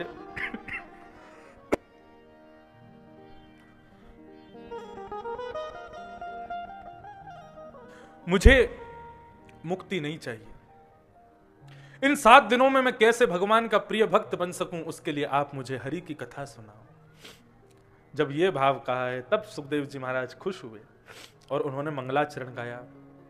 नमः परस्मै पुरुषाय भूयसे सदद्भवस्थान निरोध लीलया गृहीत शक्ति त्रुतयाय देहिनामंतर भवायानुपलक्ष्य वर्तमने।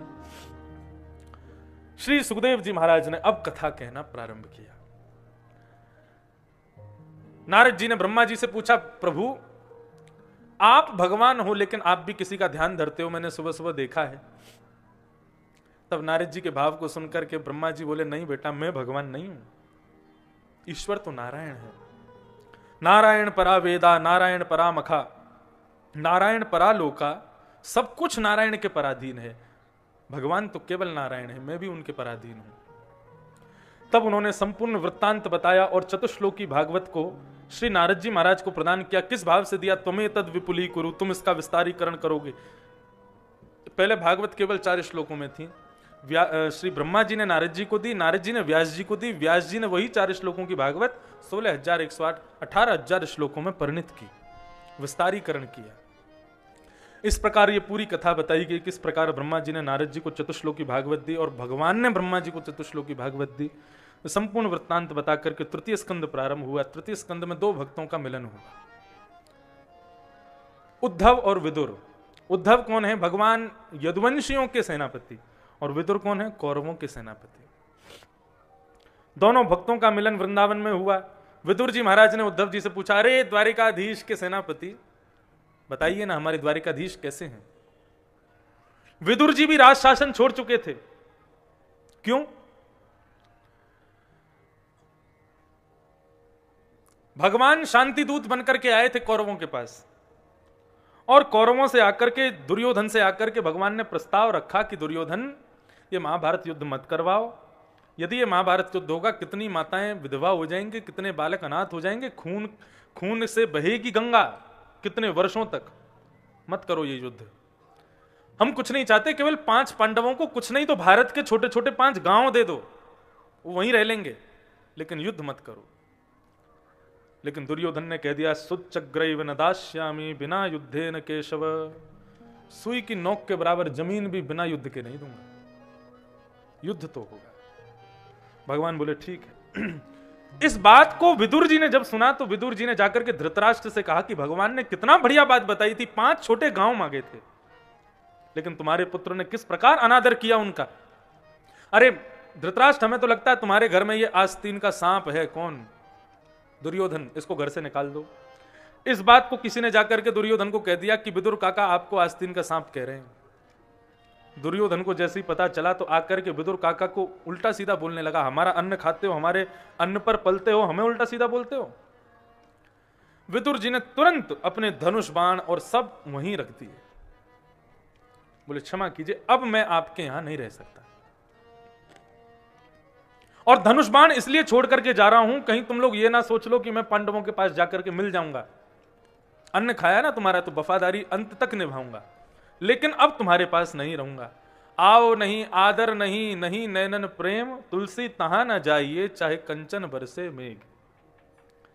जहां पर बुलाया ना गया हो, जहां पर आदर ना किया जाता हो, जहां पर नैनों में प्रेम ना हो, आपको देख करके कोई खुश ना होता हो, तुलसी तहां ना जाइए, वहां जाना ही नहीं चाहिए, चाहे वहां पर सोने की बारिश ही क्यों ना हो रही हो। यही तो हुआ था किसके साथ? सती के साथ। आमंत्रण नहीं था दक्ष प्रजापति का, लेकिन फिर भी गए, और गए तो वहां पर फिर जो हुआ सबको पता है। विदुर जी महाराज ने तत्क्षण राज्य छोड़ दिया, वृंदावन में श्री उद्धव जी से मिले, उद्धव जी से पूछा, तब उद्धव ने बताया भगवान अपने स्वधाम चले गए, जाते जाते ज्ञान उपदेश करके गए भागवत धर्म का, और मैत्रेय मुनि को उन्होंने आज्ञा की कि तुम्हारे आश्रम पर मेरा प्रिय विदुर आएगा, उसको ये भागवत धर्म तुम सुना देना। मैत्रेय मुनि आपका हरिद्वार में इंतजार कर रहे हैं विदुर जी। विदुर जी तुरंत दौड़ करके हरिद्वार पहुंचे हैं, और मैत्रेय मुनि के आश्रम पर जाकर के उन्होंने प्रणाम किया, और वहां पर मैत्रेय और विदुर संवाद चला है। केवल एक श्लोक में हम लोग ये सुने, बहुत बड़ा है इसलिए मैं केवल एक श्लोक मात्र स्पर्श करूं। मैत्रेय विदुर संवाद, फिर पुनः कथा के बीच में ये कोई ना कोई प्रसंग आते रहेंगे। विदुर जी महाराज ने मैत्रेय मुनि से एक प्रश्न किया, और यह प्रश्न इतना सुंदर है कि सबको सुनना चाहिए।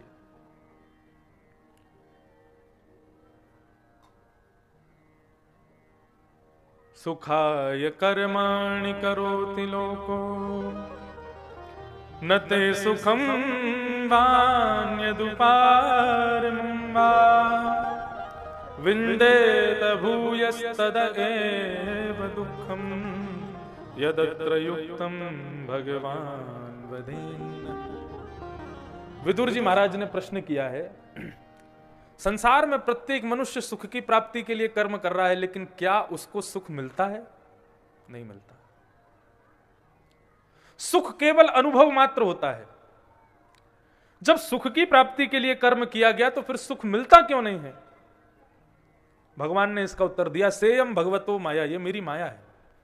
यदि मानव को कर्म करने के बाद जो उसको चाहिए वो यदि मिल गया तो वो कर्म करना छोड़ देगा, आलसी हो जाएगा।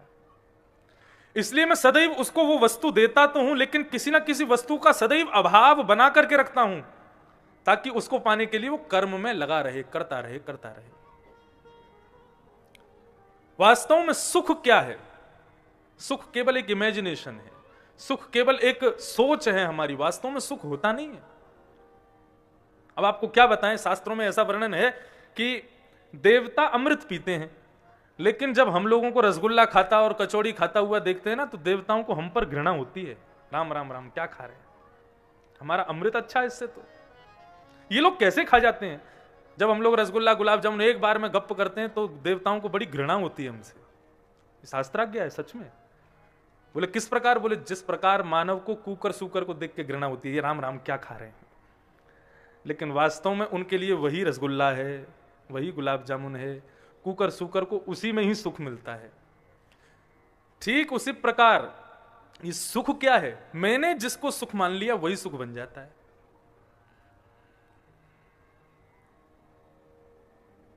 ये पटका है, मुझे सुख दे रहा है, लेकिन जरूरी नहीं है यहां बैठे हर व्यक्ति को इससे सुख मिलेगा, किसी को नहीं भी मिलेगा, उसके लिए वो सुख नहीं है। तो सुख क्या है? सुख केवल और केवल एक सोच है हमारी, वास्तव में सुख होता नहीं है। हम जिसमें सुख अपने आप को मान लें, जिसमें सुखी खुद को समझ लें, उसमें सुख है, नहीं तो नहीं है।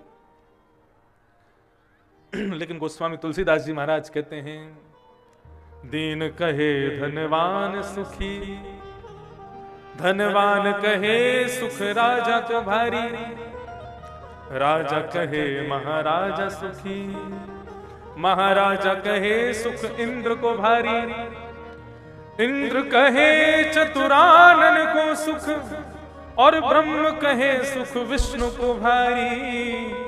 पर तुलसीदास विचार कहे, हरि भजन बिना सब जीव दुखारी। हरि के भजन के बिना सब दुखी। इसलिए क्या करो? काम करते चलो, नाम रटते चलो, हर समय कृष्ण का ध्यान धरते चलो, मुरली वाले को मन से रिझाते चलो, कृष्ण गोविंद गोपाल गाते चलो। आपसे ये नहीं कहेंगे कि आप अपना घर छोड़ दो, धोती बगलबंदी पहनना शुरू कर दो, बाबा जी बन जाओ, ये बन जाओ, वो बन जाओ, भगवान का नाम। अरे नहीं, कर्म करो, जो करते हो वो करो, दिन रात करो, लेकिन हर घड़ी भगवान का स्मरण होना चाहिए, भगवत स्मरण बना रहे, बस यही भाव। दूसरा प्रश्न इन्होंने ये भी पूछा कि भगवान ने जब सारी दुनिया बनाई तो एक जैसी क्यों नहीं बनाई, सब अलग अलग क्यों बना दिए? सबको समान बना देते भगवान, सबको धनवान, सबको सुंदर, सबको गोरा, सबको लंबा चौड़ा हट्टा तगड़ा। भगवान ने पृथक पृथक दुनिया क्यों बनाई?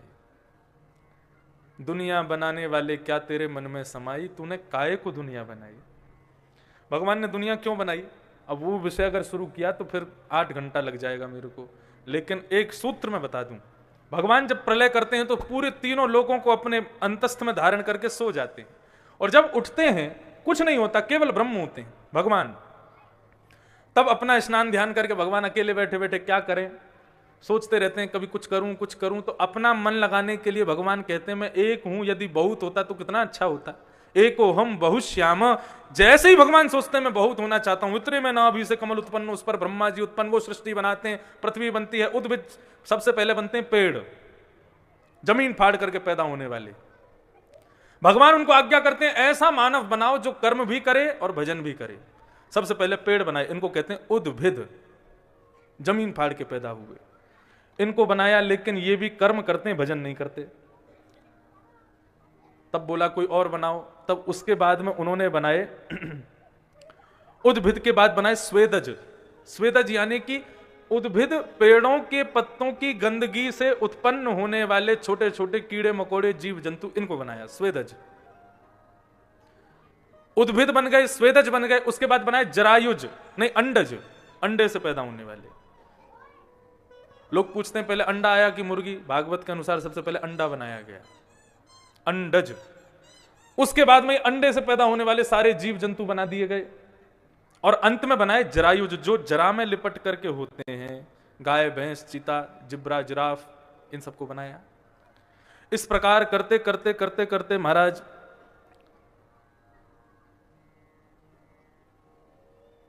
83,99,999 प्रकार के जंतु बना दिए। लेकिन अब भी मन को शांति नहीं मिली, सब कर्म करते हैं, भजन कोई नहीं करता। तब भगवान ने इनको चतुश्लोकी भागवत दी। ब्रह्मा जी से कहा इसका जाप करो, पुरुषचरण करो। पुरुषचरण करके जब उन्होंने रचना की, तब उन्होंने सनक सनंदन सनातन सनत कुमार पहले मानव की रचना की।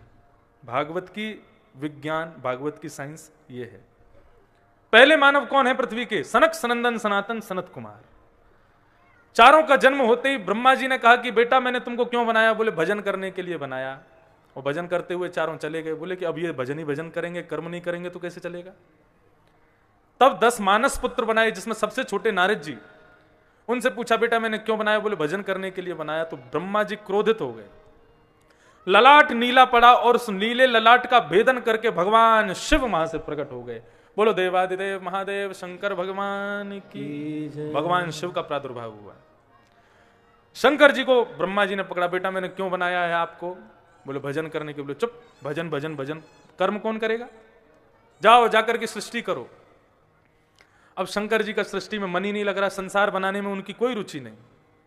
आज हम लोग गए थे केदारनाथ, देखो कैसे बाबा कहां बैठे हैं, बिल्कुल बीहड़ जंगल में एक पर्वत के नीचे, पूरे दिन भीगते ही रहते हैं, भीगे देवता, पूरे दिन गीले रहते हैं। रस में रसीली रस में रहत गड़ी, एक पद है हमारे अष्ट सखाओं का।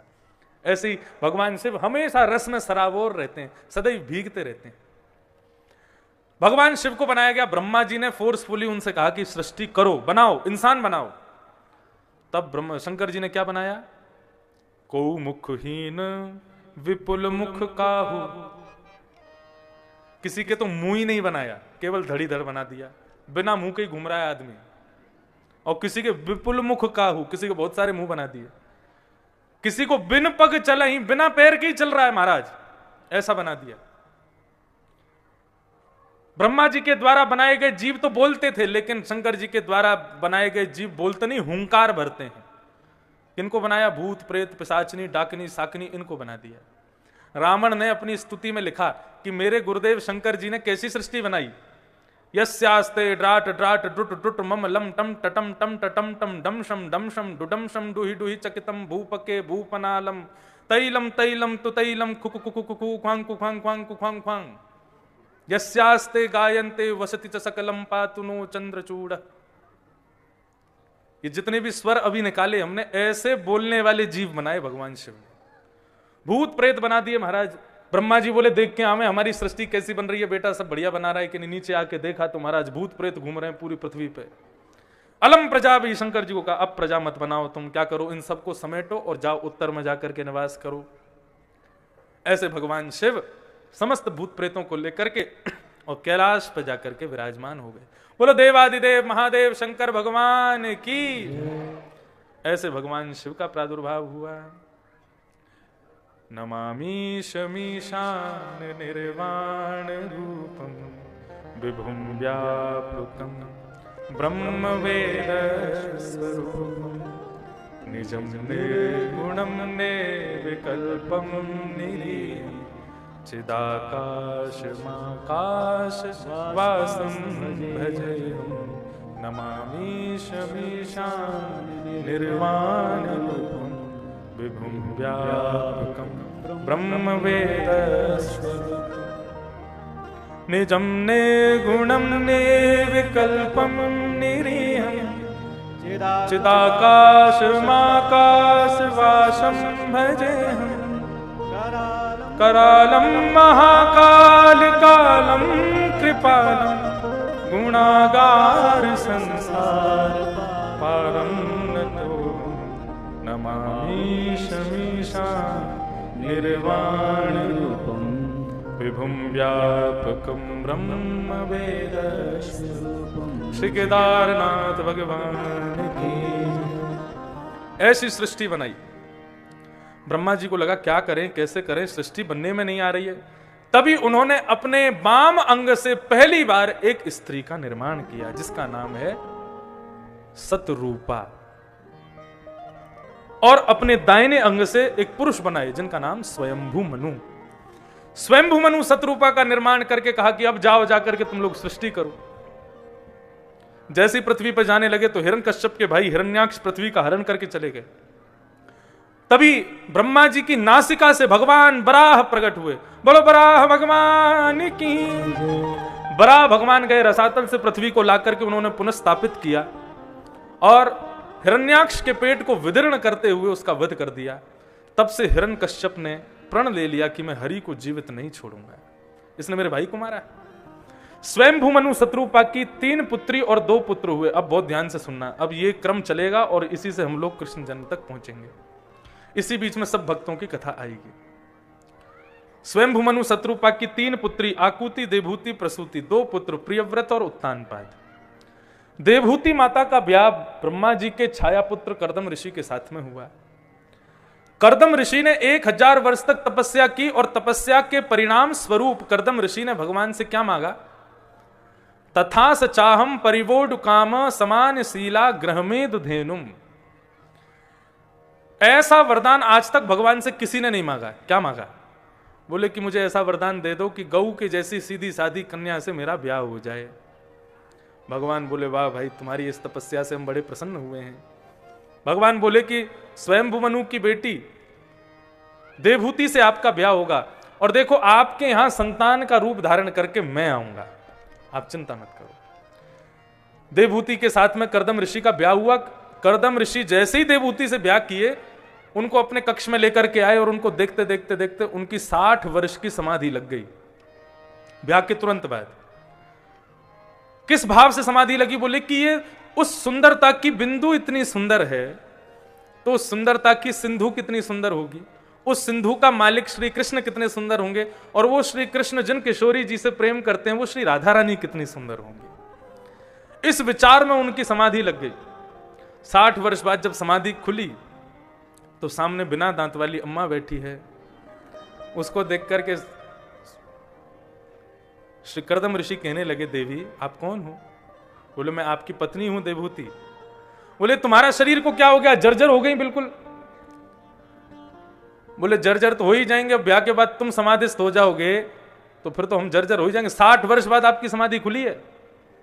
करदम ऋषि ने कहा, देवी मुझे क्षमा करना, मैं तुम्हारी इस तपस्या से बड़ा प्रसन्न हुआ हूं, चलो तुमको घुमा के लाऊं। एक विमान बनाया, कामघ विमान, भारत का सबसे पहला विमान कामघ। उस विमान को बनाया, बोले चलो इसमें बैठ के भ्रमण के लिए चलते हैं। देवहूति कहने लगी जर्जर शरीर से कैसे जाऊंगी? तभी करदम ऋषि ने उनसे आज्ञा की, बोले जाओ, ये बिंदु सरोवर है, ये भगवान के नेत्रों का बिंदु है, इसमें स्नान करो। स्नान करते ही नया स्वरूप मिला। पूरे विश्व का भ्रमण करके लौट के आए तो 9 कन्या हुई करदम ऋषि को।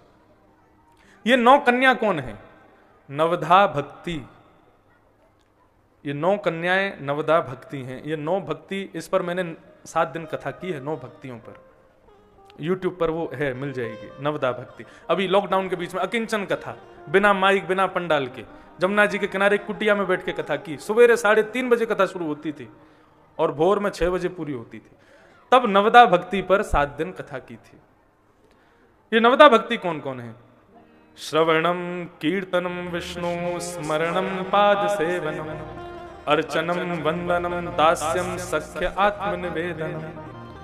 श्रवण भक्ति सबसे पहली भक्ति, कीर्तन भक्ति दूसरी भक्ति, श्रवणम कीर्तनम विष्णु स्मरणम भगवान को याद करना तीसरी भक्ति, स्मरणम पाद सेवनम चरणों की सेवा, ये पाद सेवन, ये चौथी भक्ति, अर्चनम भगवान की अर्चना करना पांचवी भक्ति, वंदनम भगवान की स्तुति गाकर के वंदना करना ये छठवीं भक्ति, दास्यम सातवीं भक्ति भगवान के दास बन जाना, सख्य मित्रता ये भगवान की 8वीं भक्ति, और आत्मनिवेदनम 9वां यानी कि अपना सब कुछ भगवान को अर्पित कर देना। ये 9 भक्ति।